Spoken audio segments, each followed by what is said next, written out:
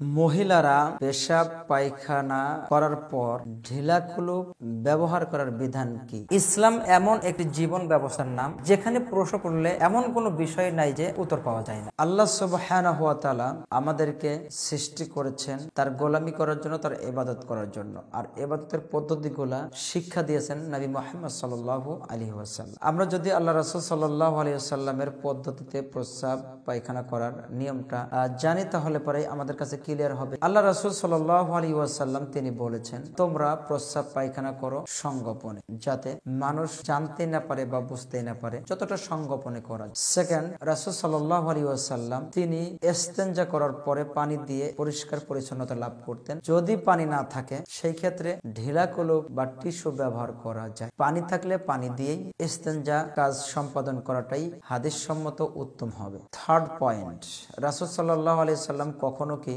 প্রস্রাব করার পরে অর্থাৎ লজ্জা স্থান ধরে বা টিস্যু বা ঢিলা কলুপ দিয়ে এভাবে কাশাকাশি করা, খেকড় দেওয়া বা 40 কদম হাঁটাহাঁটি করেছেন মর্মে সহিহ হাদিসে কোনো কিছুই পাওয়া যায় না, জাল জয়ীফ হাদিসও পাওয়া যায় না। তবে মেড ইন বাংলাদেশ মন গড়া হাদিসে এরকম কিছু নিয়ম আমরা পাই এবং মানুষদেরকেও দেখতে পাই। সুতরাং এটা কোনো হাদিস সম্মত কাজ নয়। আর এইটা যেহেতু হাদিস সম্মত নয়, সেহেতু এর থেকে বিরত থাকাটাই একজন ইমানদার, একজন মুমিন হিসেবে উত্তম হবে। কারণ আল্লাহ রাসূল সাল্লাল্লাহু আলাইহি ওয়াসাল্লামের সম্পর্কে আল্লাহ নিজে বলেছেন যে মান আতা আর রাসূল ফাকাদ আতা আল্লাহ, যারা আমার রাসূলের আনুগত্য করলো সে প্রকৃত আমারই আনুগত্য করলো। তা আসুন না আমরা আল্লাহ রাসূলের হাদিস অনুযায়ী, সুন্নাহ অনুযায়ী আমল করি, ইনশাআল্লাহ আমরা আল্লাহ রাব্বুল আলামিনের সেই রেজামন্দি হাসিল করতে পারবো ইনশাআল্লাহ। আল্লাহ আমাদের সহায়ক। আল্লাহুল মুস্তাআন।